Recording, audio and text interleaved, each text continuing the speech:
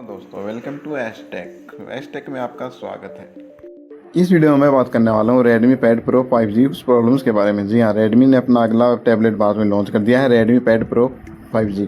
ये टैबलेट वैसे तो प्राइस रेंज के हिसाब से देखें तो इसमें कुछ अच्छे फीचर्स देखने को मिलते हैं, पर फिर भी इसमें कुछ ऐसी प्रॉब्लम्स हैं जो आप लोगों को जान लेना चाहिए। मेरे हिसाब से कोई भी प्रोडक्ट बिल्कुल परफेक्ट नहीं होता, उनमें कोई ना कोई प्रॉब्लम जरूर होती है, और इस टैबलेट के साथ भी कुछ ऐसा ही है। इसमें मेरे हिसाब से बहुत सारी ऐसी प्रॉब्लम्स हैं जो आपको ये टैबलेट लेने से पहले ज़रूर जान लेनी चाहिए, और इस वीडियो में आपको उन्हीं प्रॉब्लम्स के बारे में बताऊँगा। और इस टैबलेट के प्राइस फीचर्स वगैरह बताकर मैं आपका टाइम ख़राब करने वाला हूँ नहीं। मुझे पता आपने इससे रिलेटेड कई वीडियो देख ली है, वहाँ पर आपको इसकी प्राइस फीचर्स पता चल गई होंगी। फिर भी आपको अगर इससे रिलेटेड कोई जानकारी लेनी है तो अपनी वीडियो पॉज कर लीजिएगा, वहाँ पर आपको सारी जानकारी देखने को मिल जाएगी। मैं सीधे बात करता हूँ Redmi Pad Pro 5G कुछ प्रॉब्लम्स की जो मुझे इस टैबलेट में नोटिस हुई। तो देखिए, सबसे पहले जो प्रॉब्लम मुझे इस टैबलेट में लगी वो लगी इसकी डिज़ाइन बिल्ड में। जी हाँ, इस टैबलेट में आपको किसी प्रकार का कोई IP सर्टिफिकेशन देखने को नहीं मिलता है, जो मेरे हिसाब से इस टैबलेट की काफ़ी बड़ी कमी मानता हूँ मैं। आपको इस टैबलेट को धूल और पानी से बिल्कुल बचा के रखना होगा। मेरे हिसाब से इस प्राइस रेंज में आते हुए इसमें IP सर्टिफिकेशन जरूर मिलना चाहिए था। हाँ, इसकी स्क्रीन बढ़िया दी गई है, इसमें आपको गोल्डन गोरिल्ला ग्लास 3 का प्रोटेक्शन देखने को मिल जाता है, वो अच्छी बात है, पर मेरे हिसाब से इसमें IP सर्टिफिकेशन होता तो वो भी बढ़िया रहता। अगर Redmi Pad Pro 5G की अगली कमी की जो मुझे लगी है वो लगी इसकी डिस्प्ले में। जी हाँ, वैसे तो इसमें आपको 12.1 इंच की बड़ी डिस्प्ले देखने को मिलती है, IPS डिस्प्ले 120 हर्ट्ज की रिफ्रेश रेट के साथ। इसमें प्रॉब्लम जो मुझे लगी वो लगी इसकी ब्राइटनेस कम होना। जी, इसमें आपको 600 नीट्स की पिक ब्राइटनेस देखने को मिलती है, तो मेरे हिसाब से बहुत ज़्यादा कम हो जाती है आज के समय। आप इसको आउटडोर में इस्तेमाल करेंगे तो आपको बिल्कुल बहुत ज़्यादा धुंधला नज़र आएगा, इसमें बिल्कुल भी क्लियरिटी नज़र नहीं आएगी। मेरे हिसाब से इसमें कम से कम 1000 नीट्स की पिक ब्राइटनेस जरूर देनी चाहिए थी कंपनी को, अदरवाइज़ इसकी डिस्प्ले काफ़ी बढ़िया, इंडोर में इस्तेमाल करेंगे तो आपको किसी प्रकार कोई समस्या नहीं होगी।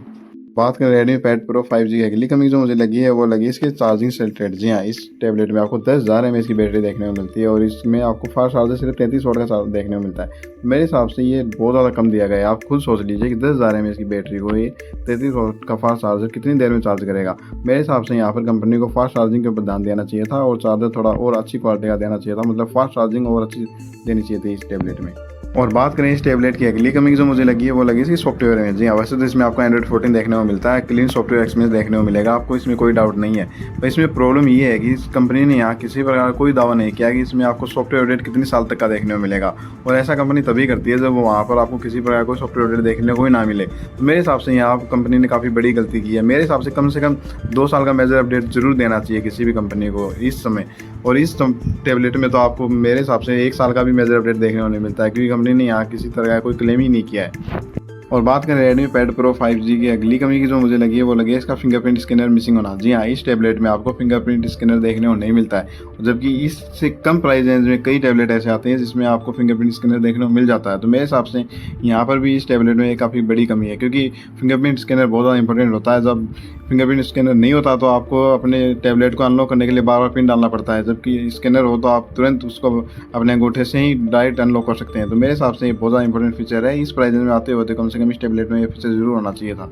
तो ये कुछ प्रॉब्लम थी जो मुझे Redmi Pad Pro 5G में नजर आई, और मैंने आपके साथ साझा कर दिया। अगर आपको इन प्रॉब्लम से ज़्यादा फर्क नहीं पड़ रहा है तो आप इस टैबलेट की तरफ बिल्कुल जा सकते हैं। ये टैबलेट आपको निराश तो नहीं करेगा। अगर आपको इन प्रॉब्लम से ज़्यादा फर्क नहीं पड़ रहा है तो आपको मेरे डिस्क्रिप्शन बॉक्स में इसका लिंक देखने को मिल जाएगा, वहाँ से आप इस टैबलेट को खरीद सकते हैं। आपको ये वीडियो पसंद आई है तो प्लीज़ लाइक एंड सब्सक्राइब एशटेक चैनल।